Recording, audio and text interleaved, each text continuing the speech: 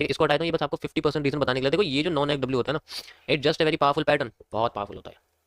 कि जैसे मार्केट में ना कुछ ऐसे पैटर्न्स होते हैं जिनका जो नेक है वो बहुत ऊपर होता है, मतलब डब्ल्यू का, और फिर वो नीचे आ जाती है, और फिर वो अपने आप को दो रीजन लेके जाती है। देखो पहले कंडीशन में क्या होता है कि इसकी पॉसिबिलिटी रहती है कि अपने इस एरिया के 50% जोन के अंडर से ना ये रिवर्स कर जाए, यहाँ से करके रिवर्स कर जाए, फिर ये उतनी मूवमेंट ही नीचे देना शुरू कर देती है, ऐसा करती है। सबसे पहले ये होता है, सबसे पहली कंडीशन ये कि पॉसिबल सबसे ज्यादा ये होती है। उसके बाद दूसरी कंडीशन ये होती है कि अगर ये अपने आप को ऐसे लेके जा रही है तो फिर ये अपने आप को इसी जगह से अपने आप को छोटी करती, फिर ले जाती है, फिर छोटी करती, फिर ऐसे घुमा के ऊपर जाती रहती है, ऊपर ही जाती रहती है और फिर रुकती नहीं है, इतना ऊपर चली जाती है। और ये डब्ल्यू कई तरीके के होते हैं, ऐसे भी होते हैं, मतलब हमें बस ये पीक देखना होता है, ये जो पीक होता है ना, बहुत इंपॉर्टेंट पीक होती है हमारी, ये हमें बताती है कि आगे हमें क्या देखने को मिल सकता है, वो सारी चीजें इसके अंदर निकल के आती है हमारे पास। ठीक है, लाइक दिस। अगर ये 50% वाला रीजन, एंड अभी मैंने क्या लिया, अभी मैंने, आप देख सकते हो मैंने पिछले वाले जोन का हिसाब लिया, जस्ट लाइक दिस। आप देखोगे ना हल्का सा यहाँ पर जो बुलिश था ये यहाँ पर कम हो गई और कमजोर हो रही है, आ सकती है, देखते कितनी आती है मैं पता लगेगा। ये वाला बुलिश यहाँ पर, फिर थोड़ी सी सेलिंग, फिर देन बुलिश, अगर सेलिंग खत्म हो जाती है तो डायरेक्ट बुलिश दिखेगी, और अगर जो डायरेक्ट बुलिश आ गई तो फिर डायरेक्ट सेलिंग दिखेगी। ऑब्वियस सी बात है, वो रिपीटेशन क्रिएट करती है। ओके, अभी मैंने ये स्ट्रक्चर यूज किया है फॉर मेकिंग, जैसे ये ऐसे करके ऐसे, ऐसे करके ऐसे, ऐसे करके ऐसे, ऐसे करके ऐसे, ठीक है, ऐसे वाला स्ट्रक्चर फाइंड आउट करने के लिए। ओके ओके, लेट्स सी क्या बनता है हमारे साथ। आज मैं आपको बताने वाला हूं एमएमसी फेज 16 द एनगल्फिंग। मैं आपको पूरा नहीं बताऊंगा, इसके बारे में थोड़ा बताऊंगा।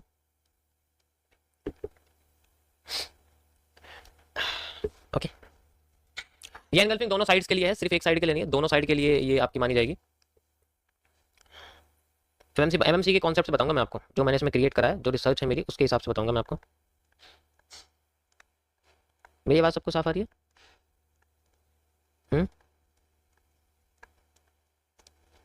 ओके, अब शांत हो जाओ।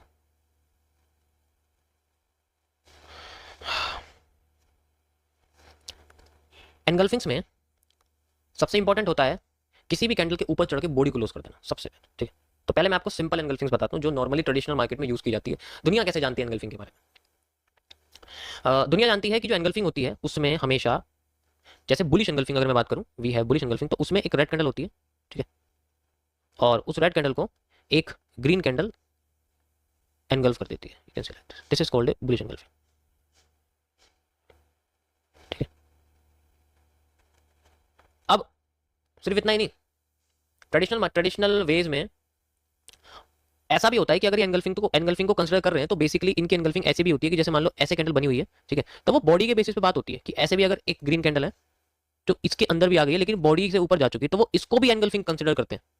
ट्रेडिशनल मार्केट में इसको भी, मतलब जो ऑल ओवर वर्ल्ड में मानी जाती है एनगल्फिंग, ये दोनों इसमें मानी जाती है, दोनों को इसको बोलते हैं वो लोग, ठीक सब। So this is just a, इन दोनों को हम लोग क्या बोलते हैं? Traditional bullish engulfing. एनगल्फ का मतलब होता है अपने प्लेयर्स के ऊपर चढ़ के झंडा फहराना, लेकिन झंडा नीचे नहीं होना चाहिए, झंडा उससे ऊपर होना चाहिए। ठीक है, अब यहां पर इस हिस्से के साथ थोड़ी प्रॉब्लम है, थोड़ी सी, क्योंकि ये एनगल्फ कर तो रही है लेकिन ये इसकी विक को एनगल्फ नहीं कर रही, यानी कि इसका एक बाल अभी भी रहता है। जैसे मान लो मेरे बाल ऐसे हो गए और कोई मुझसे लंबा है, तो अगर मेरे बाल उससे खड़े हैं, मैंने जेल लगा रखी बालों में और वो इस तरीके से हो गए, तो इसका मतलब है कि मेरी हाइट अभी उससे लंबी है, बेशक मैं, मेरा सर उससे नीचे क्यों ना हो, लेकिन मेरे बाल उससे लंबे, तो वो एनगल्फ नहीं कर रहा मुझे। एनगल्फिंग करने के लिए पूरी उसकी बॉडी बाहर होनी चाहिए उससे, तब जाके वो एनगल्फिंग मानी जाती है। तो ट्रेडिशनल में इनकी बात नहीं की गई है, ट्रेडिशनल में इनकी बात नहीं की गई है। अब मैं तुम्हें एमएमसी के कॉन्सेप्ट से बताता हूँ कि वहां पर मैंने इसको कैसे नोट डाउन करा हुआ है। एनगल्फिंग सिर्फ ग्रीन कैंडल का रेड कैंडल के ऊपर बनना नहीं होता, उसके अंदर बहुत सारी चीजें होती हैं। जैसे एनगल्फिंग के लिए अगर मैं बात करूं, स्पेशली बुलिश एनगल्फिंग के लिए मैं आपको स्पेशल इसके बारे में बताऊंगा, जो बुलिश एनगल्फिंग होती है। इसमें सबसे मेन होता है हमारे पास एक हैंगिंग मैन का बनना, जितना ज्यादा हैंगिंग मैन बनेंगी कम पावरफुल होगी।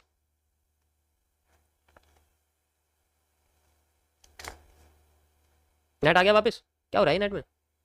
मुझे लगता है ऊपर कुछ चल रहा है। आ गया नेट, आ गया वापस? कहां तक रह गया था? दोबारा बताता हूँ, दोबारा बताता हूँ, कोई बात नहीं, दोबारा बताता हूँ। हाँ, अब जितना ज्यादा वो हैंगिंग मैन के साथ बनेगी उतना ज्यादा वो पावरफुल होगी, और जितना ज्यादा हैमर के साथ बनेगी उतना कम पावरफुल है। हैमर के साथ थोड़ा पावरफुल कम हो जाती है, लेकिन ऐसा नहीं है कि नहीं होती, बस एनगल्फिंग करने का तरीका अलग हो जाता है। फिर हम उसको सिर्फ एनगल्फिंग कहते हैं। हैंगिंग मैन के साथ बनती है तो हम लोग बुलिश एनगल्फिंग कहते हैं। एनगल्फिंग सिर्फ हैमर के बेसिस पे बोलते हैं और बुलिश एनगल्फिंग हैंगिंग मैन के बेसिस पे बोलते हैं। कैसे कि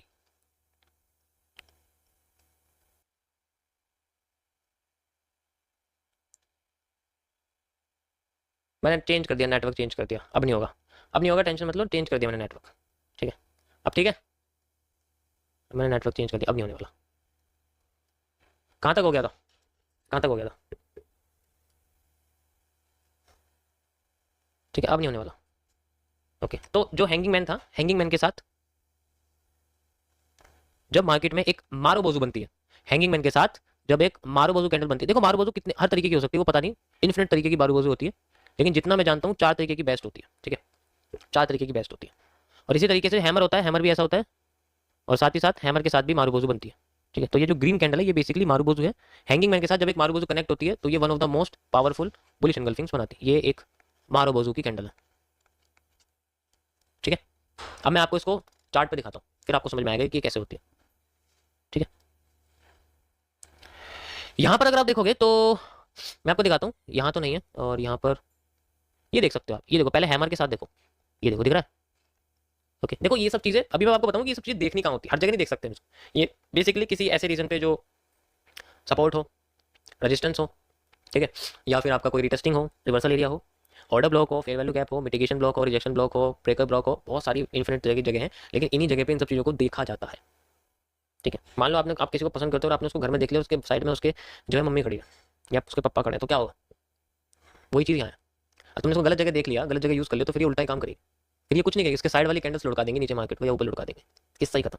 इसके आने की जगह है जब अकेले अकेले किसी सपोर्ट या रेजिस्टेंस पे हो सकती है, अकेले या फिर ये किसी ब्रेकर ब्लॉक पे हो सकती है, अकेले या फिर किसी उस पर हो सकती है।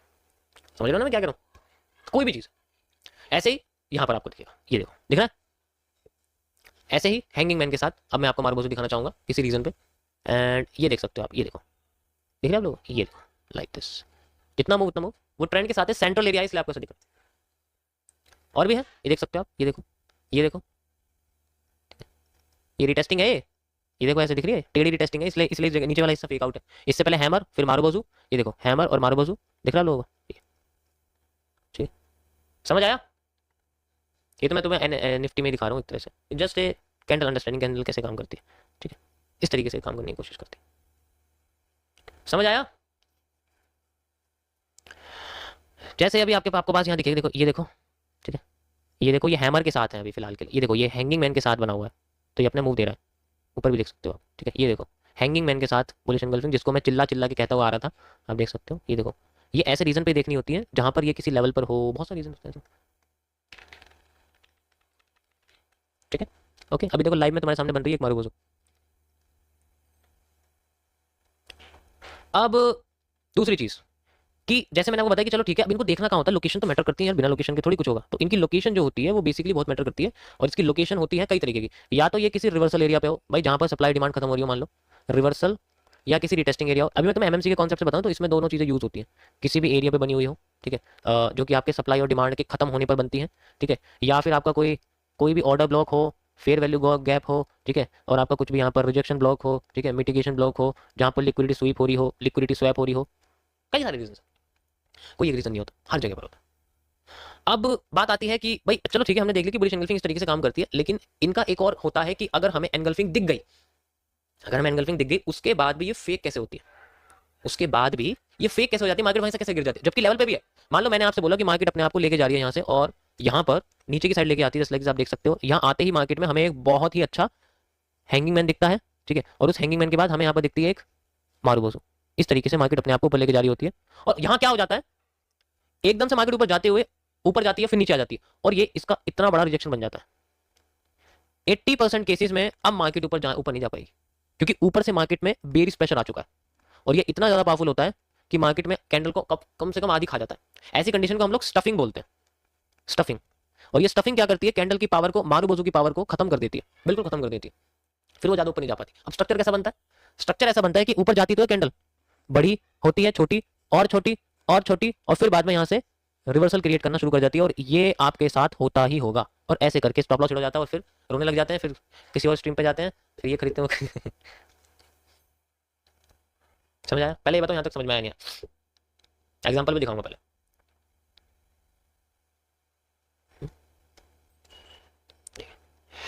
एग्जाम्पल के लिए कैसे पता लगेगा उसके बारे में, ये हैमर के साथ बना हुआ है, ध्यान से देखो, दिख रहा है, ये हैमर है, ये मारूबोजू बनने जा रही थी, ऊपर से स्टफ्ड प्रेशर आ गया, डायरेक्ट नीचे गिर गई, इतना टाइम ही नहीं दिया इसने। मैं तो फिर भी यहाँ पे मैं तो फिर भी इज्जत के साथ नीचे गिरने की कोशिश कर रहा था, आपको जो ड्राइंग बना के दिया, लेकिन यहाँ तो बिल्कुल भी इज्जत नहीं दी, यहाँ तो डायरेक्ट नीचे गवा दिया बेचारी को। और दिखाता हूँ मैं आपको कैसे ये काम होता है। लेवल्स पे होता है, ऐसा नहीं कि देखिए लेवल्स पे हो जाता है, काम कर जाता है। ये देखो, ये भी एक हैंगिंग मैन है, नीचे की लाइन ऊपर की लाइन से ज्यादा लंबी है। और यहाँ पर अगर आप देखोगे अगली कैंडल ऊपर से स्टफ्ड हो गई, ऊपर से स्टफ्ड हो, नीचे से मतलब नहीं है इसकी, ऊपर से मतलब, क्योंकि बियरिश प्रेशर ऊपर से आता है और अगली कैंडल घूमकर नीचे धड़ाम से गिरी है। दैट्स हाउ मार्केट फेल कैसे करती है। फिर दोबारा आफ्टर इफेक्ट्स आ जाते हैं, वो अलग बात है, वो अलग छोड़ दो कि हैमर के बाद दोबारा से ये कैंडल आ गई, वो अलग है, उसका कॉन्सेप्ट नहीं बता रहा मैं अभी ये चीज समझो। तो इस तरीके से कैंडल अपने आप को कमजोर करती है और आगे जाके अपने आप को तोड़ देती है, खत्म कर देती है, मूव खत्म कर देती है। और भी बहुत सारे रीजन को दिखाऊंगा, ठीक। और कहा बाकी तो सब देखो रियल है, हैमर उसके बाद मारूबोजू है, सब रियल्स बन रहे हैं। हमें चाहिए नकली, वी नीड नकली एरिया।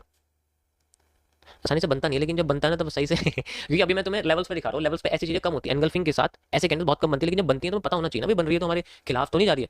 इसलिए बहुत सारे रीजन हैं, we have to identify them. ठीक है, यहाँ तो नहीं है, देखो तुम ढूंढो, आइडेंटिफाई करना पड़ेगा तुम्हें यार। अब मैं करूँगा तो मुझे टाइम लग जाएगा बहुत, but you can easily find out कैसे ये सब चीज़ें हमें नुकसान देती हैं। ये देखो, देख रही है, ये देखो लेवल पर है अपने, उसके बाद भी ऐसा कर रही है, सीधे नीचे लुढ़का दिया मार्केट।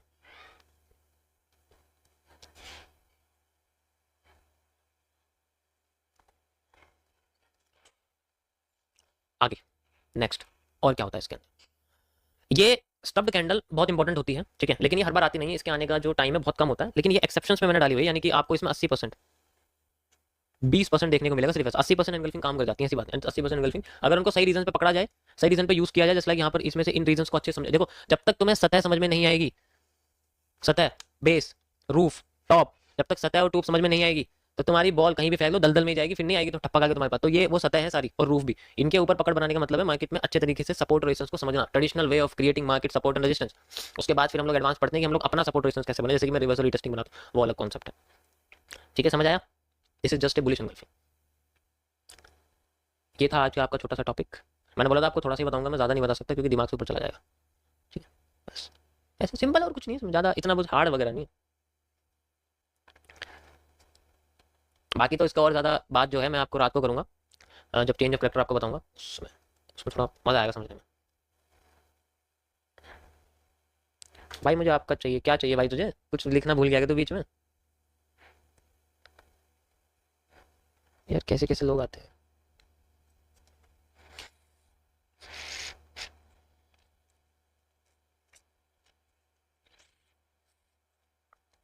ऐसी ऐसी बातें करोगे ना तो तुम, मैं कैमरा बंद कर दूंगा, फिर मत कहना, देख लो कैमरा बंद कर दूंगा मैं, तुम ऐसे कहोगे तो।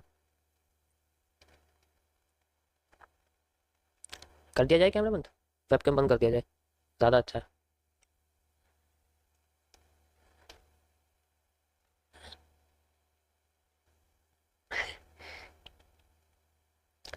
सो आज कुछ स्पेशल है? यस, थोड़ा सा स्पेशल है, बट वो डिपेंड करता है कि हम उसको कितना स्पेशल समझते हैं या वो है स्पेशल, डिपेंड करता है ना भाई। जितना जाना था चली गई बिटकॉइन, जितना जाना था चली गई, from my point of view. One of the, देखो जो मैं वर्ड्स कहने वाला हूँ वो बहुत प्रीशियस हैं, यहाँ तक तो थे और मेरा यहाँ तक का हिस्सा कंप्लीट हो चुका है। वन डे के टाइम फ्रेम पे अगर आप देखो, मेरा जो एनालिसिस है भैया वो तो हो गया खत्म, ठीक है, मेरा जो एनालिसिस था वो हो चुका है मेरा खत्म। According to a analyst, his analysis has been completed. चलो दिखा देते हैं आपको वन डे के टाइम फ्रेम पर, ठीक है। Okay, let's see where is the one day time frame. कहाँ छुपके हुए हो, जरा बाहर आओ हमारे पास। कम कम रुक जाओ, मुझे देखने दो कहाँ पर है यार, खो गया है कहीं पर, कहाँ था, दिखाई नहीं दे रहा, गायब हो गया। ये यो पूरा कंप्लीट हो चुका है, एग्जैक्ट वन डे का टाइम फ्रेम है, ठीक है। वो मैंने यहाँ पर जो है बार पैटर्न बनाया था, जिसकी वजह से आपको ये दिख रहा हो कि ये यहाँ से क्या बना होता है कि जो ये इमेज में है ये बनाया हुआ मूव है, ये ऊपर जो जा रही है उस नीचे वाली लाइन से, और ये जो सामने तुम्हें चल रहा है ये मार्केट ने बनाया मूव, मैंने नहीं बनाया। और उसके हिसाब से जो अभी जो एरिया है वो मार्केट का वॉल्यूम बर्स्ट है, ऊपर ज़्यादा चली गई है भाई, उसके हिसाब से अगर बात की जाए, ठीक है। अब आगे की बात करते हैं कि हमें क्या दिखता है, थोड़ा सा इंपॉर्टेंट एरिया है। चलो मैं तुम्हें थोड़ा सा ना टेक्निकल नहीं बताने वाला आज, आज मैं तुम्हें अलग तरीके से बताऊंगा। आज मैं तुम्हें थोड़ा सा जैसे कहते हैं ना कि एनवायरमेंटल एनालिसिस जो होता है उसके बारे में बताऊंगा कि उसका कैसे इफेक्ट आपको कैसे दिखेगा। अभी मैं स्ट्रक्चर एनालिसिस नहीं बताने वाला, सिंपल बस एक एनवायरमेंटल एनालिसिस, ये क्या लग गया इसमें, एनवायरमेंटल एनालिसिस बताने वाला हूँ वो कैसे काम करता है। ठीक है, यहाँ तक बेसिकली बहुत सारी चीज़ें इंक्लूड थी। आप कह सकते हो कि इवेंट्स थे, न्यूज़ थी, तो वो सारी चीज़ें मार्केट को अपने फेवर में लाने की कोशिश करी थी। ठीक है, तो अब यहाँ पर इससे आगे की चीज़ें हैं वो मैं बताऊंगा आपको कैसे काम करती। मॉडरेटर प्लीज अपना काम सही से करना, ठीक है, जब मैं समझा रहा हूँ। बढ़िया, उड़ा दो जो भी नहीं मान रहा बात। अब देखो, ठीक है, कंप्लीट हो चुका है, 1 डे का टाइम फ्रेम पूरा कंप्लीट हो चुका है भाई मेरे हिसाब से तो। यहाँ तक पूरी की पूरी देखो, प्राइस देखो इसका 87 से 90, 87 से 90 के बीच में इसकी रेंज आ रही है, तो वहाँ तक मार्केट पहुंच चुकी है।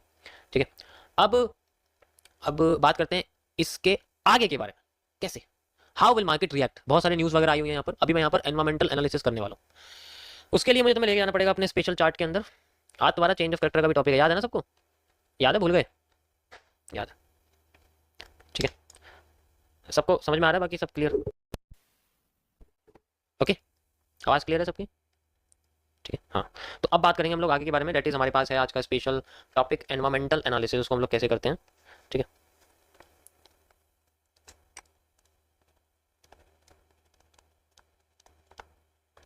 देखो इसके अंदर ना कई सारी चीज़ें आती हैं। मैं भी एनवायरमेंटल एनालिसिस का एक पार्ट यूज़ करता हूँ, जब मैं छोटे टाइम फ्रेम पर होता हूँ तो मैं सिर्फ इसका यूज़ करता हूँ। ठीक है, वैसे तो उससे कोई फर्क नहीं पड़ता कि टाइम फ्रेम कौन सा है, मैंने उसको ऐसे डिज़ाइन करा हुआ है एमएमसी को कि उससे कोई फर्क नहीं पड़ता मेजर कोई बहुत बड़ा फर्क पड़े। ठीक है, इसके अंदर ही आता है आपके पास जो स्ट्रक्चरल एनालिसिस होता है ना, वो इसके अंदर ही आता है। स्ट्रक्चरल एनालिसिस जो होता है, जो मैं आपको यहाँ सप्लाई डिमांड बताता हूँ, वो इसके अंदर, यानी कि जो एमएमसी है वो इसके अंदर आती है। एमएमसी ही सब कुछ नहीं है, ठीक है, एमएमसी ही इसके अंदर आती है, सब कुछ इसके अंदर आता है। अब इसके आगे जो है इंपॉर्टेंट एरिया ये रहेगा कि इसका क्या इफेक्ट पड़ता है जब हम किसी लार्जर टाइम फ्रेम पर आते हैं, किसी बड़े टाइम फ्रेम। देखो लार्जर टाइम फ्रेम पर मैं मानता हूँ कि हम लोग सप्लाई डिमांड यूज़ करते हैं, लेकिन इनके साथ हमें एक्स्ट्रा एविडेंशियल एरिया भी लेके चलना पड़ता है। ठीक है, एक्स्ट्रा एविडेंशियल एरिया लेके चलना पड़ता है। कैसे, ये भी अलग अलग तरीके के होते हैं। लार्जर टाइम फ्रेम का मतलब यहाँ पर कई सारों से नहीं है, कुछ कुछ है, जैसे कि आपका हो गया भाई 1 डे का टाइम फ्रेम हो गया, है ना।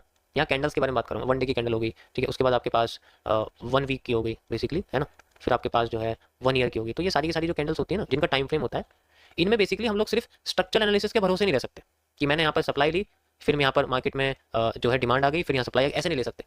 ठीक है, वो तो ठीक है, लेकिन इसके अंदर हमें एक्स्ट्रा भी यूज़ करना पड़ता है, और उसको हम लोग बोलते हैं नेचर ऑफ इन्वेस्टमेंट्स। इसके अंदर एक टॉपिक आता है जिसको हम लोग बोलते हैं नेचर ऑफ इन्वेस्टमेंट।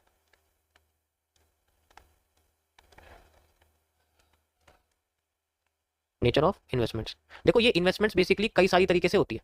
अगर मैं बात करूं यहाँ पर जैसे फॉरेन इन्वेस्टमेंट्स के बारे में बात करूं, एफआईआई के बारे में, यानी कि जो बाहर से होती है किसी भी, अभी मैं बात कर रहा हूँ यहाँ पर स्पेशली दुनिया के किसी भी मार्केट के बारे में, दुनिया के किसी भी मार्केट के बारे में बात कर रहा हूँ। ठीक है, अब जो एफआईआई वाला मूव है वो ज़्यादा बड़ा होता है, मतलब इनकी जो कैंडल्स होती हैं, इनकी जो एफआईआई वाले की वजह से जो ब्रेकआउट कैंडल बनती है, जो ब्रेकआउट कैंडल जो बनती है वो बहुत बड़ी होती है। यानी कि सबसे ज़्यादा जो मूव होता है ना ब्रेकआउट कैंडल का, वो एफआईआई की वजह से होता है। तो जो ब्रेकआउट कैंडल होती है, आसान भाषा में बात करें, जो ब्रेकआउट कैंडल की आईएफसी होती है, वो बेसिकली सबसे बड़ी आईएफसी एफआईआई को ही दर्शाती है बड़े टाइम फ्रेम पे। तो ये सबसे इंपॉर्टेंट प्लेयर है मार्केट के बड़े मूव के लिए। अभी जो आप बिटकॉइन में मूव देख रहे हो वो बेसिकली इन्हीं की वजह से है। जब एक शेर भागता है तो उसके पीछे कौन भागेगा? जैसे कि एक भेड़ भाग रही है तो उसके पीछे सारी भेड़ भागने लग जाती है। ये वो भेड़ वाली चीज होती है कि यहाँ पर जो बड़ी वाली भेड़ है, ठीक है, यहाँ पर जो बड़ी वाली भेड़ है वो बेसिकली यहाँ पर एफआईआई से इंक्लूड है, और इसके पीछे ही सारी की सारी भेड़ होती है। एक भागती है तो पीछे सारे सारे आ जाते हैं, सारे सारे आ जाते हैं, सारे सारे। और जो छोटी भेड़ है वो यहाँ पर रिटेल डोमेस्टिक इन्वेस्टर्स होते हैं, जिन्हें हम लोग आरडीआई कहते हैं, रिटेल डोमेस्टिक इन्वेस्टर्स। ये बेसिकली इनके बाद आते हैं, यानी कि आईएफसी के बाद का जो मूव होता है, आफ्टर इफेक्ट जिन्हें बोलते हैं। आईएफसी मतलब ब्रेकआउट कैंडल होगी, उसके बाद जो मूव आता है ना, जो मूव आता है वो बेसिकली इनके बाद, यानी कि इसके बाद जो मूव आएगा वो आरडीआई की वजह से आता है। ठीक है, उसके बाद जो मूव आता है वो आरडीआई की वजह से आता है। समझ रहे हो ना, रिटेल डोमेस्टिक इन्वेस्टर्स आप ये कह सकते हो उसको, डोमेस्टिक इंस्टीट्यूशनल इन्वेस्टर भी कह, लेकिन यहाँ इन्वेस्टर्स की बात नहीं कर रहा मैं, फॉरवर्ड वाले की बात कर रहा हूँ, किस तरीके से वो मूव आता है। अभी जो आप देख रहे हो वो इन्हीं की वजह से मूव है, और ये मूव 55,000 से शुरू हुआ था। और यहाँ पर एनवायरमेंटल का क्या मतलब होता है? एनवायरमेंट का मतलब होता है कि जो इन्वेस्टमेंट होती है वो बेसिकली अलग अलग तरीके से की जाती है। या तो यहाँ पर फंडिंग के अलग से कि भाई फंडिंग हो रही है, किसी चीज को बड़े अमाउंट पे खरीदा जा रहा है, खरीदने वाले कौन है? ये खरीदने वाले लिए।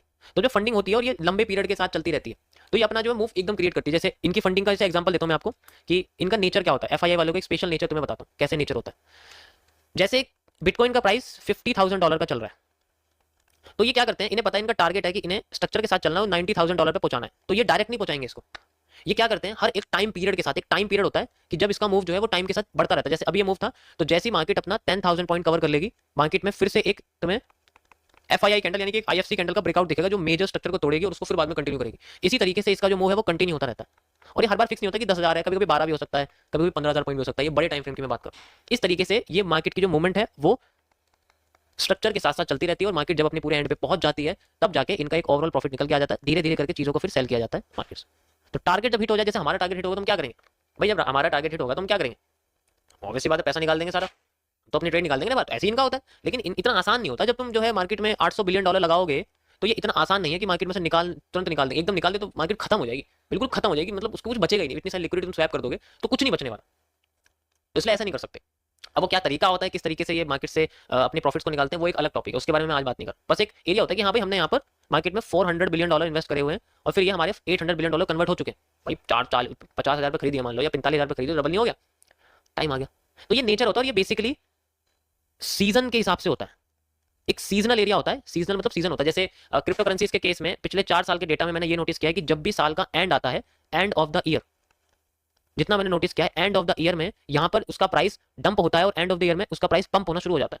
तो इस तरीके से वो हर बार अपने अपने ठीक है अपने अपने अपना मूव जो है पंप करता रहता है और ये पिछले 4 साल से हो रहा है। पिछले 4 साल का डेटा ऐसा है, पिछले साल का ऐसा था और पिछले साल का थोड़ा स्मूथ था, नीचे चली गई थी, देन फिर ऊपर आई थी। ये इस तरीके से मुझे याद है कि मैंने देखा है ना, वो इसका नेचर है कि हाँ सीजन की स्टार्टिंग में जैसे होता है ना कि हाँ भाई नया साल शुरू हो गया, मुझे जो है अपने नए जूते चाहिए, ठीक है तो पुराने रिप्लेस करते हैं, तो नए जूते जाएंगे खरीदने के लिए, खरीदने जाएंगे तो जो तुम्हारी जूते की कंपनी उसकी इनकम बढ़ गई। इस तरीके से यहाँ पर होता है। ये लोग क्या करते हैं, खरीदने जाते हैं मार्केट में, हाँ भाई चलो पहला दिन है खरीदा जाए। मैं तुम्हें इसका एग्जांपल देता हूँ, ये एनवायरमेंटल एनालिसिस होता है, मतलब सिंपल सा एक एरिया। तो ये हमारी 2024 आप देख सकते हो यहाँ पर मार्केट में ये एरिया है और इस जगह से मार्केट में आप देख सकते हो 2024 से मार्केट ने उठना शुरू कर दिया, ठीक है। पीछे आते हैं हम लोग यहाँ, ये आप देख सकते हो नीचे देखो 2023 यहाँ तक मार्केट आई, सस्टेन करा थोड़ा, जैसे मैंने आपको बताया यहाँ पर ड्राइंग बनी, मुझे तो याद है ना, मैंने कर रखा है, एक दो बार तो करा नहीं। देखो जैसे मैंने आपको बताया 2023 का मैं बता रहा हूँ, अभी जो आपको बताया 2000 जो है अभी का था और यहीं से मार्केट देखो पंप करना शुरू कर गई, फिर यहाँ तक आ गई। इससे पहले 2022 में अगर आप देखोगे तो ये ऑलरेडी हाई पे थी तो इसने नीचे गिरना प्रेफर करा। अब ये हाई पे है, जैसे 2022-21 में थी, 21-22 में थी, 2022 में जब शुरू हुआ तो ये हाई पे थी, अभी कहाँ है, अभी कहाँ पर, थोड़ा रिलेशन बन रहा है, रिलेशन बन रहा है ना। इस तरीके से इसका हम लोग एक एनवायरमेंटल एक सीजनल एनालिसिस करते हैं कि एक नेचर पता लग सके जो बहुत अलग होता है। तो इनसे बहुत अलग होता है। ये यहाँ पर कोई एक स्ट्रक्चरल एनालिसिस नहीं कि हमें इससे फर्क नहीं पड़ता कि this is called price action, इसी को हम लोग प्राइस एक्शन कहते हैं। प्राइस एक्शन में स्ट्रक्चर नहीं आते, प्राइस एक्शन में प्राइस एनालिसिस होता है। अभी मैं जो आपको पढ़ा रहा हूँ this is called the actual right area of price action, ऐसे करते हैं प्राइस एक्शन। ऐसे नहीं हाँ भाई पीनट बनाया चलो प्राइस एक्शन शुरू हो गया, ऐसे नहीं होता। This is called the price action. ये सारा एक खेल डेटा रिसर्च के ऊपर होता है कि पहले क्या बना हुआ है फिर आगे क्या हो सकता है, तो सारा प्राइस का खेल है, नंबरिंग का खेल होता है, प्राइस एनालिसिस ये होता है। जो मैं आपको समझाता हूँ वो स्ट्रक्चरल एनालिसिस है, बेशक वो पीनट का सॉल्विंग हो, चाहे वो कैंडल्स के बारे में बताना हो, कुछ भी हो, इंडिकेटर से लेकर सब कुछ, वो प्राइस एक्शन नहीं हो सकता जब तक तुमने उसमें पैसा नहीं लगाया, मतलब जब तक तुमने उसमें किसी एसेट का प्राइस नहीं इंक्लूड करना, वो प्राइस एक्शन नहीं होता। यहाँ मैं सिर्फ एसेट के प्राइस के बारे में बात करूँ, जैसे मैंने बोला $50,000 है बिटकॉइन का प्राइस, फिर वो 80,000 जिसको कॉल्ड प्राइस एक्शन। समझ आ रहा है, समझ रहे हो ना। तो इस तरीके से यहाँ पर हमारा जो होता है एक आप कह सकते हो कि जो हमारा एनवायरमेंटल एनालिसिस होता है वो, तो उसके हिसाब से जैसा पहला इसने नेचर करा था स्टार्टिंग में, अगर आप देखोगे तो मार्केट में स्टार्टिंग में नवंबर के टाइम पे, नवंबर में भी उस टाइम नवंबर पे जाते ही 21 नवंबर से मार्केट ने नीचे गिरना शुरू कर दिया था भाई। उसके हिसाब से मार्केट में अच्छी खासी लिक्विडिटी थी और 2021 के हिसाब से जब जितना था उतना लगा दिया और जब इतना बन गया, स्ट्रक्चर भी पूरा हो गया और जो है सारी की सारी चीज लिक्विडिटी आ भी गई, तो फिर क्या होगा, स्ट्रक्चर भी पूरा हो गया, एग्जॉस्ट नहीं करा और वहीं से गिरना शुरू हुआ। तो 2022 बिटकॉइन की गिरावट में निकल गया सारा 2022, ठीक है। पूरा का पूरा साल जो था ये गिरावट में गिर गया और 2023 इसकी रिकवरी में निकल गया। 2024 फिर से उठती हुई मार्केट निकल गई। अब 2025 में भी क्वार्टर इसका जो है वो गिरावट में निकल सकता है भाई। अगर हम एनवायरमेंटल एनालिसिस करें, इसका एनवायरमेंट देखें इसका अच्छे से, तो उसके हिसाब से पता लगता है कि हाँ अब हमें लगता है कि अब इसका जो आने वाला टाइम है वो शायद कुछ टाइम तक डिग्रेडेड वर्जन में रह सकता है। अब ये फाइनल प्राइस नहीं है कि वो 90,000 से हो सके, वो 1 लाख से भी हो सकता है, कुछ भरोसा नहीं उसका। लेकिन इसकी मूवमेंट के हिसाब से देखा जाए तो हाँ इस जगह से जो हमारा हिस्सा था, मैंने आपको यहाँ पर जो है पूरा बना के दिखाया था, अभी यहाँ से लेकर यहाँ तक का जो हिस्सा था हमारे पास वो पूरा कंप्लीट हो चुका है। जैसे कि मैंने यहाँ पर रेंज एनालिसिस आपको बताया था। अगर मैं स्ट्रक्चर एनालिसिस यहाँ पर करना चाहूँ दैट इज, मैं बस इसके बारे में और नहीं कहना चाहूँगा कुछ भी, क्योंकि ऑलरेडी 1 डे का टाइम फ्रेम है और मेरे हिसाब से इसमें मैं बस इसको एनवायरमेंटल के बेसिस पे यूज कर सकता हूँ, क्योंकि बहुत बड़ा एरिया है ये, छोटा मोटा एरिया नहीं। समझ आया सभी को।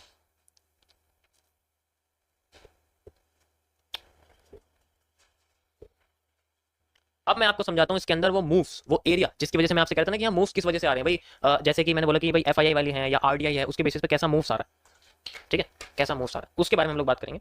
कैसे RDI की लिक्विडिटी का यूज किया जाता है FII के द्वारा और फिर बाद में मूव को उससे 3-4 गुना डबल किया जाता है। अभी जो आप मूव देख रहे हो सितंबर से, ये उन्हीं का मूव है, FII मूव है ये। और आपको समझाऊंगा भी वो FII मूव जनरेट कैसे होता है और IFC के साथ कैसे मार्केट अपने आप को कंटिन्यू करती है, वो क्या है इतना बड़ा जो सबसे बाहर आता है।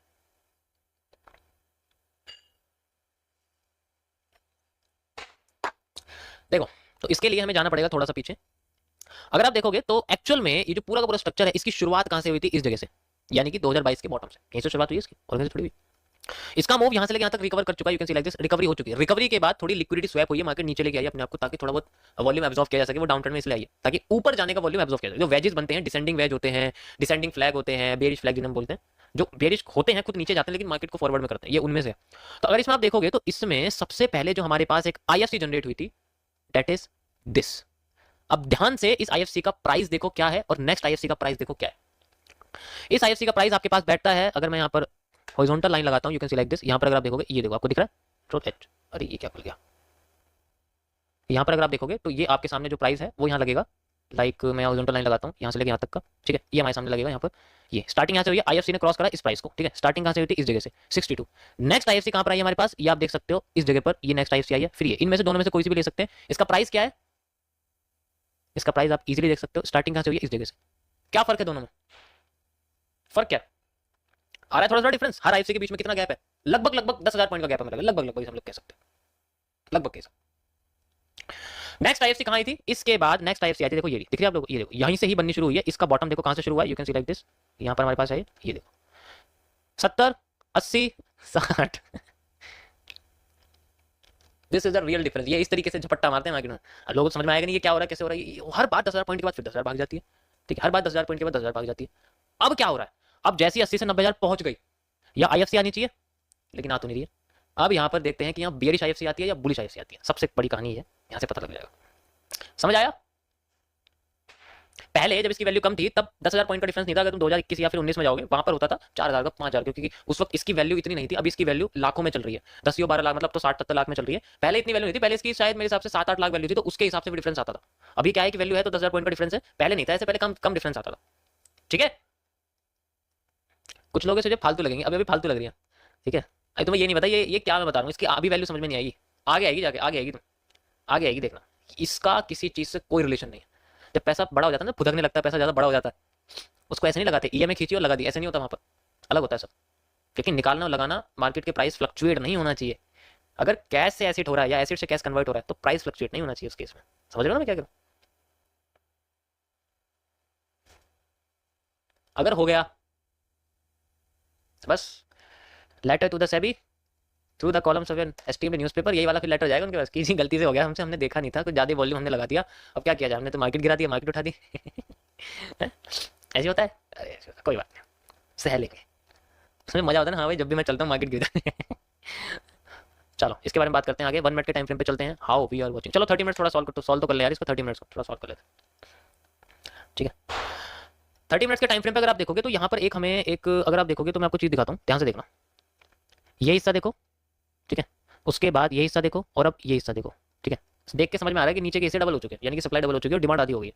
इसका मतलब डिमांड आधी हो गई है, ओके, ठीक है। तो सप्लाई आधी हो चुकी है हमारे पास, सॉरी डिमांड आधी हो चुकी है, सप्लाई डबल हो चुकी है। ध्यान से अगर आप देखोगे यहाँ पर, ये देखो, दिख रहा है, होगी परफेक्ट, यहाँ तक आ चुकी है मार्केट, देखो एग्जैक्ट। और अभी अपने आप को फिर से डिमांड देने की कोशिश कर रही है। तो अगर ये डिमांड देती देती अपने आप को फेल कर देती है, हमें कितनी डिमांड चाहिए एक्चुअल में देखा जाए? हमें वैसे तो यहाँ से लेकर यहाँ तक की डिमांड चाहिए। अगर इतनी भी नहीं दे पाती, कमजोर हो जाती है, 50% से मूव कर जाती है, यहाँ से मार्केट में अगर हमें रिवर्सल दिखता है, then we have a reversal again, फिर ऐसे हमें मूवमेंट दिखने को मिल सकता है अगेन, ऐसा वाला एरिया लाइक दिस, ठीक है।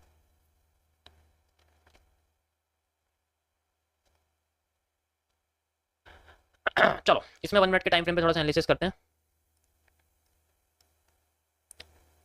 ये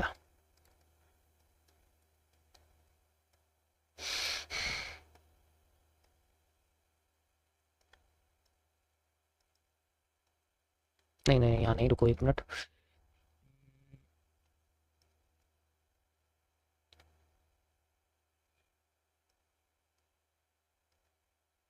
इसको पीछे से लेना पड़ेगा, मतलब इस तरफ से पीछे जाएंगे ना हम लोग, ऐसे यहाँ से ऐसे करके, देन नो, ठीक है। पहला तो ये हो ही गया, देन अगेन इसको हटाते हैं यहाँ से, एक एरिया रहेगा, अभी 50% यूज़ कर रहा है, ठीक है। ये तब पॉसिबल है if market makes a reversal from top, ठीक है, ये रहेगा थोड़ा सा। नहीं देखना है तुम्हें?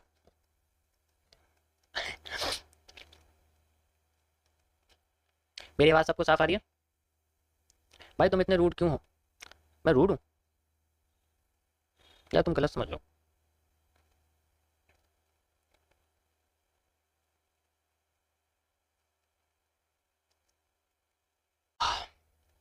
दूसरा एरिया मेरा रहेगा इसी का 50%, ठीक है, इसका 50% एरिया। अगर देखो अभी पता नहीं है मुझे कहाँ से जाएगी, ये जहाँ से जाएगी मैं ये तब लगाऊंगा, ये वाला हिस्सा मैं तब लगाऊंगा। बेसिकली आपको बताता हूँ ये हो क्या रहा है, देखो ध्यान से। यहाँ जो आप ये डब्ल्यू देख रहे हो, बेसिकली यहाँ से जो डब्ल्यू ये देख रहे हो आप, ठीक है, ये डब्ल्यू यही है जो भी बन रहा है तुम्हारे सामने। यहाँ पर रिपीटिंग ऑफ स्ट्रक्चर हो रही है और छोटा होता जा रहा है ब्रेक ऑफ स्ट्रक्चर के बाद, अगर आप देखोगे इस तरीके से, ठीक है, देखो दिख रहा है। तो मैं ये सोच रहा हूँ कि अगर ये अपने आपको ऐसे लेके आता तो मैं ऐसा ऐसा देखने को मिल सकता है और ये और ऊपर जा सकता है अगर ये चाहे तो। जहाँ से डिमांड आएगी जैसे भी 50% एरिया है इसका, अगर आप देखोगे ये 50% एरिया से अपने आपको उठा के ले जानी, यहीं यहीं पर ये जो है लगी हुई है इस जगह पे, ठीक है। बट अभी कोई एंगल्फिंग वगैरह नहीं आ रही, कोई एंगल्फिंग दिख रही है आपको? कुछ भी एंगल्फिंग नहीं इस जगह पर। एंगल्फिंग आती है तब मैं इसको ऐड करूंगा, तब जाके स्ट्रक्चर वगैरह दिखेगा, तब मैं इसको ऐड कर दूंगा और फिर इसका 50% रीजन ज़्यादा मेरे लिए फेवरेबल रहेगा अकॉर्डिंग टू जो एरिया रहता है, ठीक है। चलो ओके, इसको छोड़ देते हैं, टॉपिक समझाते हैं आज का। अब बात करते हैं यहाँ पर एक इंपॉर्टेंट एस्पेक्ट की जिसके बेसिस पे हमें चेंज ऑफ कैरेक्टर होता हुआ दिखता है। अब मैं आपको थोड़ा मैग्नीफाई करके दिखाता हूँ, आसान भाषा में थोड़ा जूम करके दिखाता हूँ किसी चीज को। मैं आपको ये जूम करके दिखा रहा हूँ,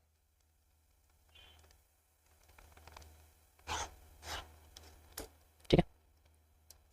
तो यहां पर मार्केट अपने आप को ऊपर लेके जाती है, फिर नीचे लेके आती है, फिर ऊपर लेके जाती है, और ऊपर का अगर हिस्सा तोड़ दे या ना तोड़े उससे कोई फर्क नहीं पड़ता क्योंकि वो एक ब्लॉक के अंदर कंसिडर किया जाता है। अब मार्केट में ये जो हिस्सा आपको दिख रहा है सेंटर का, यहां पर बेसिकली जो कैंडल्स का नेचर होता है वो थोड़ा सा अलग होता है। मतलब वो चाहती नहीं है कि वो नीचे आए मार्केट को, तो वो किस तरीके से काम करती है, यहां पर मार्केट के कैंडल के अंदर बड़ी बड़ी विक्स बनती है, जब कभी कभी ज्यादा बनती है, ज्यादा विक्स बनती है, कहने का मतलब ये है कि ज्यादा विक्स बनती है। जब 3 से ज्यादा विक्स बन जाती है तो मार्केट में ऐसे एरिया को इंड्यूसमेंट बोला जाता है, और ये हमेशा करेक्टर को चेंज ना होने में क्रिएट करी जाती है। मार्केट हमेशा इनको कैरेक्टर को चेंज ना करने में यूज करती, मार्केट किसी भी तरीके से इनको क्रॉस ना करे, क्योंकि यहाँ पर मार्केट में बुलिश प्रेशर आता है ना भाई। इसका मतलब क्या है कि मार्केट में बुलिश प्रेशर आ रहा है और वो आसानी से मार्केट को नीचे रहने देगी, तो इसी जगह से वो कुछ ना कुछ हरकतें करती है, हमें लुभाती है कि यहाँ पर हमें हैमर दे देगी, और हैमर का लोग फायदा उठाएंगे, अगली कैंडल नीचे गिरा के चेंज ऑफ कैरेक्टर हो जाता है। तो जो एरिया होता है ये इंड्यूसमेंट का एरिया होता है, ऐसे ही हर जगह क्रिएट होता है, यहाँ पर भी क्रिएट होगा आपके सामने, यहाँ पर भी क्रिएट हो गए, लेकिन डिपेंड करता है इसकी कैंडल्स के ऊपर कि इसकी जो कैंडल्स हैं वो कितने अमाउंट में है, कितनी बड़ी बड़ी विक्स हैं, और किस तरीके से अपने आप को करेक्टर चेंज होने पर बांध के रखते हैं कि होए ना बस किसी तरीके, और हो जाए तो फिर रुकती नहीं है आसानी से, फिर एकदम नीचे लुढ़क जाती है। इसे आपको चार्ट पे दिखाता हूँ। यहाँ अगर आप देखोगे तो यहाँ पूरी कोशिश की गई थी मार्केट को नीचे ना जाने के लिए। This is the inducement area, this is the inducement. अगर आप ध्यान से देखो तो यही सारा इंड्यूसमेंट एरिया है, और ये पूरी कोशिश कर रही है किसी भी तरीके से मार्केट को, और जब मार्केट इनको क्रॉस करती है तो वो इतने पावरफुल के साथ करती है कि वो रुक नहीं पाती, करेक्टर चेंज हो जाता है। समझ आ रहा है क्या कह रहा हूँ? That's how the change inducement work, हर तरीके से होता है। ये देखो 3 से ज्यादा कैंडल्स होती हैं, ये देखो आप पूरी पूरी कोशिश कर रही है कि नीचे ना आए, लेकिन फिर भी आ जाती है। जो मैंने कैंडल रूट्स का कॉन्सेप्ट बताया वो इसी तरीके से काम करता है, हर जगह ये क्रिएट्स होते हैं, हर जगह ये यूज होते हैं। लाइक दिस, ये ऑपोजिट वाले, यानी कि ये कह रही है कि तुम्हें ऊपर नहीं जाना इसलिए नीचे भागो, मार्केट नीचे जाती है और फिर ऊपर इन्हीं को क्रॉस कर देती है घूम के। वो अलग बात है कि अब ऊपर जाने के बाद उसके बाद इतनी लिक्विडिटी नहीं बचती कि वो और ऊपर चले, क्योंकि वो पहले से बहुत नीचे चली गई थी। कभी कभी ऐसा होगा, ये बहुत एक्सेप्शनल है, हर बहुत एक्सेप्शनल चीजें भी आती हैं इसके अंदर, आगे आगे धीरे करके आपको बताता रहूंगा, टाइम टू टाइम हो जाएंगे, 3-4 महीने में पूरा कंप्लीट हो जाएगा। तो इस तरीके से ये देखो आपके सामने इंड्यूसमेंट है, पूरी कोशिश करेगी मत आ नीचे, मत आना ही नहीं है, फिर भी नीचे आ जाती है। ये हमें आफ्टर इफेक्ट्स बताती है, यानी कि पहले मूव नहीं आएगा हमारे फेवर में, पहले अगेंस्ट में जाएगी। पहले इन इंड्यूसमेंट को यूज किया जाएगा मार्केट को फेवर में ले जाने के लिए। भाई नीचे से पुलिस प्रेशर आ रहा है तो पहले फेवर में जा रही है, उसके बाद अगेंस्ट में आती है, और उसको आइडेंटिफाई करने का तरीका होता है मिटिगेशन ब्लॉक या फिर रिजेक्शन ब्लॉक या फिर ब्रेकर ब्लॉक। और ये सारी चीजें एम के बेसिस पे होती हैं, जो मैं आपको आगे बताऊंगा जब मैं आपको ब्लॉक्स के बारे में डिफाइन करूंगा। अभी मैं ब्लॉक्स के बारे में नहीं बता रहा हूं, अभी आपको जो है ट्रेंड के बारे में बता रहा हूं। समझ आया? Got it? क्या बात है, 2300 लोग लाइव स्ट्रीम में बैठे हैं और भाई किसी के मुंह से भी कुछ नहीं निकल रहा।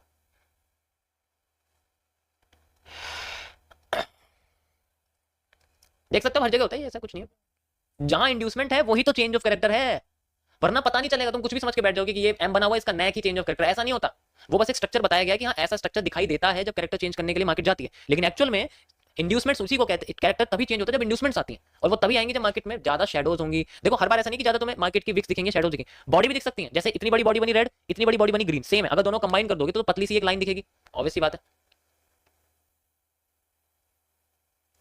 ठीक है, परफेक्ट।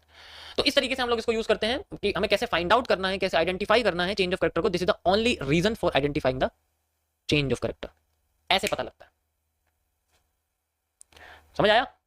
चलो अब बात करते हैं हमारे बारे में। मैंने क्या इसके ऊपर रिसर्च करी है अभी मैं बताता हूँ। ये तो वो है जो उन्होंने बताया, ऐसा लग रहा है जैसे बहुत सारा है, नए लोगों को ऐसा लग रहा है ये तो बहुत सारा है यार, ये तो कुछ भी नहीं है, क्योंकि ये कमियां नहीं बता रहा आपको यहाँ पर, इसके बारे में कमियां नहीं बताई गई। अभी मैं आपको इसके अंदर डेवलपमेंट बताता हूँ, इसको मैंने कैसे रिडिजाइन करा हुआ है, कैंडल्स के साथ इसको और पावरफुल कैसे बनाया जा सकता है। ठीक है, चलो 2 मिनट का और ब्रेक है आपके पास, जो चाहे वो कर सकते हो। चलो स्टार्ट करते हैं, 27 हो चुके हैं। Now come on MMC. देखो बहुत बड़ा हो गया टॉपिक है ना, कुछ ज़्यादा बड़ा हो गया, कोई बात नहीं। स्टार्ट करते हैं एमएमसी के साथ। अब मैं आपको बताने वाला हूँ चेंज ऑफ कैरेक्टर रीडिजाइंड। अब शांत हो जाओ सारे।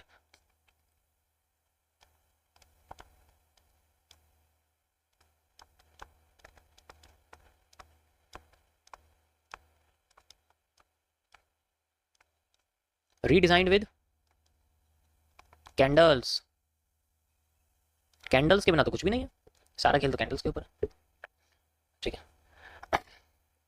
एक बात बताऊं, कल आपने देखा होगा ध्यान से, मैंने सुना होगा ध्यान से, मैंने एक बात बोली थी, जिसने सुना होगा उसे याद होगा कि मैं उस टॉपिक तक ले जाने के लिए तुम्हें समझा रहा हूं।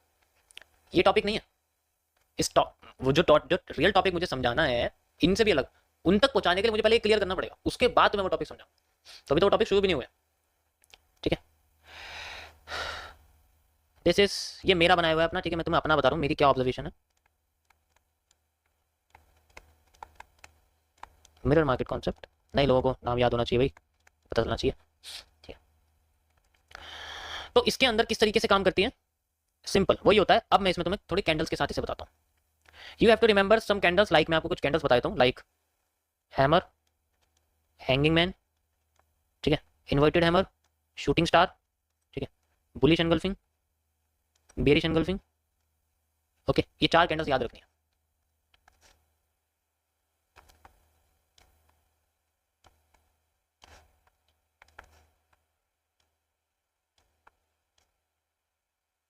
सारा खेल संतुलन का। अगर इन कैंडल्स ने संतुलन बनाए रखा तो कोई भी नहीं है जो मार्केट को अपने हिसाब से ले चले। ठीक है, कोई भी नहीं। अब यहां पर मार्केट अपने आप को नॉर्मली लेके जाती है, जा रही है। ठीक है, याद रखना, कैंडल मैं ऊपर लगा रहा हूं ऐसे करके, याद रहनी चाहिए। अपने आप को ऊपर लेके जाती है। यहां पर आती है सबसे पहले शूटिंग स्टार, यानी कि ये वाली कैंडल। शूटिंग स्टार आती है, मार्केट नीचे गिर जाती है, नीचे आ जाती है एक बुलिश एनगल्फिंग, फिर ऊपर उड़ जाती है, फिर आ जाती है एक बेरिश एनगल्फिंग, इन्वर्टेड हैमर और साथ में एक रेड कैंडल, फिर नीचे गिर जाती है, फिर आ जाता है एक हैमर, आ गया, फिर ऊपर चली जाती है, फिर आ जाता है एक, फिर से दोबारा से एक बेरिश एनगल्फिंग आ जाती है, थोड़ी पावरफुल होती है, फिर नीचे आती है, फिर आ जाती है एक बुलिश एनगल्फिंग दोबारा से। देखो बुलिश एनगल्फिंग और हैमर में कोई फर्क नहीं होता, दोनों कंबाइन करोगे तो एक हैमर दिखेगा। अब यहां से मार्केट इसको, इस कैंडल को या तो फेल करती है, नहीं करती है, ऊपर जाके दोबारा से एक शूटिंग स्टार या इन्वर्टेड हैमर या बेरिश एनगल्फिंग बनाती है, कुछ भी। जो भाई स्ट्रक्चर क्या भाई, यहाँ पर अगर तुम देखोगे तो यहाँ जनरली जो ये वाले पैटर्न्स हैं, मार्केट इनको फेल कर रही है। एक बार फेल कर रही है ना भाई, इसको काम कौन कर रहे हैं, ये तो जो फेल हो रहे हैं ये तो हो जाएंगे ब्रेक ऑफ स्ट्रक्चर, और जो काम कर रहे हैं वो हो जाएंगे चेंज ऑफ कैरेक्टर। मार्केट में अगर हमें पावर लानी है तो हमें मार्केट के मैक्सिमम कैरेक्टर्स को तोड़ना पड़ेगा। एग्जांपल की अगर मैं बात करूं, जैसे यहां पर मार्केट दोबारा नीचे आती है, दोबारा से एक हैमर बनाती है, और फिर दोबारा ऊपर जाती है, ऊपर जाते फिर दोबारा से एक बेरिश एनगल्फिंग बन जाती है। बेरिश एनगल्फिंग बनाती है, मार्केट नीचे आती है और सबसे पहले इस हैमर को तोड़ती है नीचे से। जब इसको तोड़ देती है तो मार्केट का एक माइनर चेंज ऑफ कैरेक्टर हो जाता है, यानी कि आसान भाषा में बात करूं तो एक अनवेरीफाइड कैरेक्टर होने वाला है। मतलब अनवेरीफाइड हुआ, अभी वेरीफाइड नहीं हुआ, अभी ब्लू टिक नहीं आया इसके पास। अब ये 700 रुपए नहीं दे रहा महीने के सब्सक्रिप्शन के, अब इस पर ब्लू टिक नहीं आया, बस ऐसा ग्रेस आ गया कि हाँ वेरीफाइड हो चुका है, नंबर वेरीफाई कर लिया तुमने। अभी तुम्हें अगर अकाउंट वेरीफाई करना है, तुम्हें एक और कैरेक्टर तोड़ना पड़ेगा, दैट इज दिस। इसको तोड़ने के बाद मार्केट का जो मूव है वो मेजर में आ जाता है। जैसे ये नीचे आती है, एक बार मान लो एक साथ ही दोनों को तोड़ देती है, फिर और नीचे आती है, और फिर यहां से जब ऊपर जाती है, ऊपर जाते हुए वो पैटर्न आते हैं जो यहां पर फेल हो रहे होते हैं। ये ज्यादातर कंडीशन में, जैसे यहां पर आ गया एक बेरिश एनगल्फिंग, और इस तरीके से मार्केट अपने आप को, अब यहां कौन आएंगे, यहां वही आएंगे जो काम कर रहे थे, हैमर, बुलिश एनगल्फिंग, जैसे यहां आ गया आपके सामने बुलिश एनगल्फिंग, इस तरीके से, और फिर दोबारा मार्केट अपने आप को नीचे लेके चलती है इन्हीं पैटर्न्स के साथ। और ये जो पैंडल है इसको हम लोग बोलते हैं, जो पैटर्न बनता है जो सबसे बड़ा होता है, जिसको कॉल्ड है मेजर चेंज ऑफ कैरेक्टर। जब हम लोग 1 2 3 4, जब हमारे पास मेजोरिटी आ जाती है तो ट्रेंड को अपने साथ खींचने में ज्यादा पावर लगाने की जरूरत नहीं होती, वो अपने आप धीरे धीरे करके नीचे आ जाती है। लेकिन इसके लिए मेजर चेंज ऑफ कैरेक्टर तो होना चाहिए, कम से कम उतनी कैंडल तो भागे जितनी कैंडल यहां पर अपने आप को फॉरवर्ड में लेके जा रही है। या 4 कैंडल आई थी बुलिश की और वो चारों उठा रही थी, पहले 2 फेल कर दो, मेजोरिटी हमारे पास आ जाएगी, और जैसी मेजोरिटी आ जाएगी ट्रेंड हमारे साथ आ जाएगा। अगर चारों क्रॉस कर दिए तो यही सप्लाई डबल हो जाती है, और भी इससे ज्यादा नीचे जा सकती है, इतना ज्यादा रात चल जाता है मार्केट का, ऐसे ऊपर की साइड होता है। मैं आपको इसे चार्ट पे दिखाता हूं कैसे काम करती है चीज।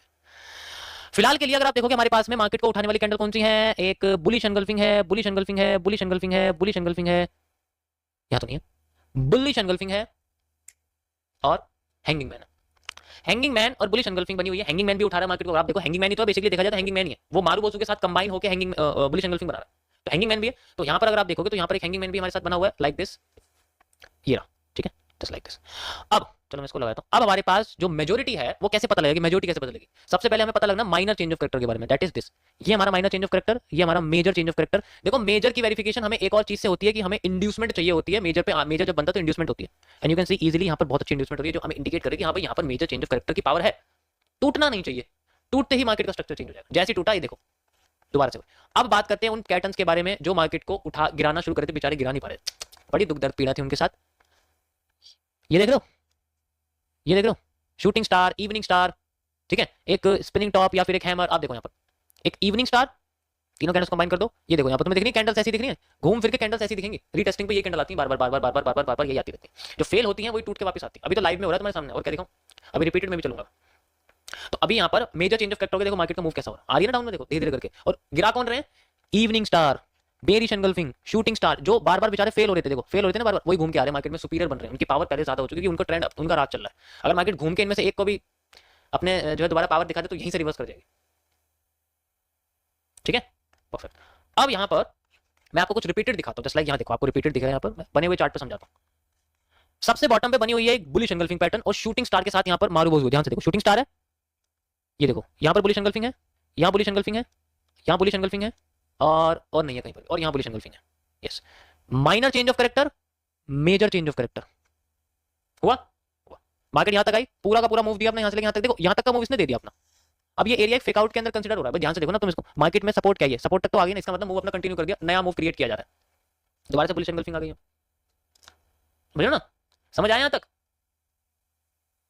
ये समझ में आ गया पॉइंट क्या है? ये कैंडल्स का कॉन्सेप्ट है। अभी सिर्फ कैंडल्स का कॉन्सेप्ट है और कुछ नहीं। घूम के फिर दोबारा से अब बात करते हैं गिरा कौन रहा था। गिराने वाली कैंडल्स थी हमारे सामने shooting star, shooting star, inverted hammer, और जैसे ही मार्केट का कैरेक्टर चेंज हुआ है, ये देखो कैरेक्टर चेंज होते ही inverted hammer, shooting star, inverted hammer आ रही है। यही तो कैंडल होती है टेस्टिंग की, एंट्री एरिया यही तो होता है। क्या होता है? If you identify the candles then we have a entry area. These are just the retesting, जिनको हम बोलते हैं रीटेस्टिंग होती है। रीटेस्टिंग कभी कभी बहुत लंबी लंबी आती है। अब ये स्ट्रक्चर छोटा है इसलिए यहाँ पर तुम्हें सिर्फ एक या दो कैरेक्टर दिख रहा है। स्ट्रक्चर बहुत बड़ा होता तो बड़ी कैरेक्टर बड़ा हमें ज्यादा हमें चेंज ऑफ कैरेक्टर दिखते हैं। पर मेरी मानो तो सच बताऊं तो छोटे स्ट्रक्चर पे काम करना ज्यादा बेहतर होता है, क्योंकि हम लोग कंट्रोल कर सकते हैं, समझ सकते हैं, और उनको ज्यादा स्क्वीज नहीं करना पड़ेगा। अगर मान लो मैं तुमसे तुम्हें पूरा लेना है, ये ऐसा पूरा लेना है, मतलब पूरा का पूरा ये लेना, अब तुम कंफ्यूज हो जाओगे कि यार इतना सारा कैसे पड़ेंगे। ये देखो जैसे ये कह दूं, अब इतने सारे कैंडल्स में कंफ्यूजन क्रिएट नहीं होगी, इसमें और इसमें, इस वाले में ज्यादा फायदा, इसमें फायदा नहीं है। तो इसलिए स्ट्रक्चर अगर छोटा होगा उसमें कैंडल्स कम होगी, उन्हें आइडेंटिफाई करना बड़ा ईजी होता है। वरना फिर तुम्हें फिर वही बात है, ऐसा रिजल्ट नहीं मिलने वाला। You will not have a result like this, ऐसा रिजल्ट नहीं मिलेगा। ठीक है, खत्म ही हो गया। तो ये कैंडल्स होती हैं, इन्हें आइडेंटिफाई करना बहुत इंपॉर्टेंट। अगर तुम्हारे दिमाग में सारी कैंडल छप गई ना, देखो मैंने क्या बताया, अगर कोई ट्रेंड चल रहा है वो यहाँ आ गया तो जब रिवर्स करके जाएगी ना, उसी का यूज होगा आगे, उसी का ही यूज होगा आगे, और किसी चीज का यूज नहीं होने वाला। आगे जाके वो यूज होगा, एक एक कैंडल लौट के आती है वापस। बस वो अलग होता है, कभी कभी कभी कभी ऐसा होता है कि वो स्ट्रक्चर डायरेक्ट नहीं दिखता, छुपा रहता है। जैसे हैमर नहीं दिखने वाला, हमें बुलिश एंगल्फिंग दिख जाएगी, उसके अंदर छुपा रहता है। उसके बारे में आपको आगे बताऊंगा कि जैसे छुपा कैसे रहता है, वो कैसे बाहर निकलेगा, हमें दिखता है लेकिन एक्चुअल में होता नहीं है। ठीक है, परफेक्ट। तो इस तरीके से हमारा जो है ये सबसे पहले कैंडल्स का कॉन्सेप्ट काम करता है। इस तरीके से वो फेलियर और इनफेलियर काम करती है। और एग्जांपल दिखाता हूं आपको। तुम्हें क्या लग रहा है ये सिर्फ बिटकॉइन में काम करती है? तो दुनिया की सारी मार्केट में काम करती है। तो मैं दुनिया की सबसे सुंदर मार्केट दिखाता हूं। ये देखो, one of the most beautiful market in the world. Okay, beauty and the beast, this one of the beautiful market in the world. यहाँ दिखाते हैं आपको। ओके, सो ये इसका बॉटम है। बॉटम पे देखो क्या बना हुआ है। पहले समझते हैं कि उठा कौन कौन रहा है। हमारे सामने हैमर उठा रहा है और मॉर्निंग स्टार उठा रहा है और बुलिश एंगल्फिंग। देखो बुलिश एंगल्फिंग और यहाँ पर मॉर्निंग स्टार है, ध्यान से देखो। ठीक है, ये देखो मॉर्निंग स्टार, और यहाँ पर भी देखो एक मॉर्निंग स्टार हैमर के साथ बुलिश एंगल्फिंग। यहाँ पर देखो बुलिश एंगल्फिंग, ठीक है, बुलिश एंगल्फिंग, बुलिश एंगल्फिंग। यहाँ पर कोई बुलिश एंगल्फिंग नहीं है। Minor change of character, hammer आया देखो उकसाने के लिए, आपको बताया उकसाने के लिए। ठीक है, मेजर चेंज ऑफ कैरेक्टर यहाँ देख सकते हो, या तो मेजर ये वाला है या मेजर ये वाला है। देखो जहां ज्यादा इंड्यूसमेंट होगी वो मेजर होता है। अब मैं इसे भी मेजर ले सकता हूं, ऐसी बात नहीं, लेकिन ये लेना ज्यादा प्रेफरेबल है क्योंकि यहाँ इंड्यूसमेंट बहुत ज्यादा है, इंड्यूसमेंट ज्यादा ना। और इसके साइड में आपको देख सकते हो, देखो इंड्यूसमेंट यानी कि जब मेजर चेंज ऑफ कैरेक्टर होगा तब हमें मार्केट में रिटेस्टिंग दिखेगी, यानी कि देखो क्रॉस करके रिटेस्टिंग के लिए मार्केट जा रही है, हमें टेस्टिंग, बड़ी टेस्टिंग दिखेगी और फिर इतना ही मूव आगे दिखेगा, जस्ट लाइक दिस। ये देखो दिखा आगे मूव लाइक। तो ये ऐसा नहीं, कैंडल्स तो सब में बनती हैं, तो वो मैंने आपको बस एग्जांपल दे दिखाया। तो मैंने आपको दुनिया की सबसे सुंदर मार्केट में भी दिखा दिया है। बाकी जो दुनिया की सबसे और भी सुंदर मार्केट है मैं उनके बारे में नहीं बताना चाहता, इतनी सुंदर काफी है स्टॉक में। ठीक है, ओके, नेक्स्ट टॉपिक, ब्रेक लेते हैं 2 मिनट का, फिर स्टार्ट करते हैं। समझ आया सभी को यहाँ तक? देखो इस कॉन्सेप्ट में ट्रेंड लाइन का कोई मतलब नहीं होता, वो तो मैं लगाता हूँ लाइव में, आपने देखा होगा।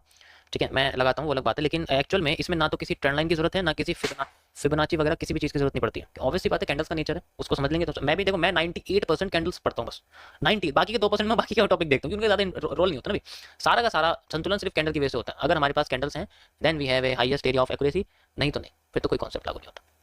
ठीक है, इसलिए आप देखो ओके,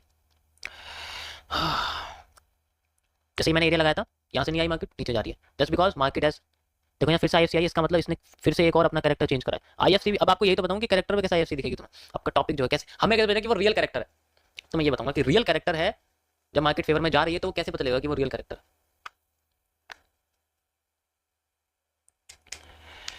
ओके,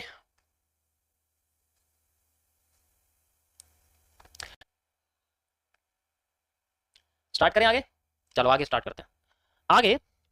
अब हमें पता है कि ये अपने आप को कैरेक्टर को चेंज करती है और फिर नीचे आने लग जाती है, और कभी कभी ऐसा होता है कि फेलियर देती है, कैसे देती है, चलो इस बारे में हम लोग बात करते हैं कि ये फेलियर वगैरह का क्या सिस्टम है, क्योंकि हमें पहले कीचड़ साफ करनी है, तो पहले कीचड़ को जानना पड़ेगा, हमें पहले कीचड़ साफ करनी है तो पहले कीचड़ को जानना पड़ेगा। अब ये नेट को क्या हो गया, रुको जरा एक मिनट,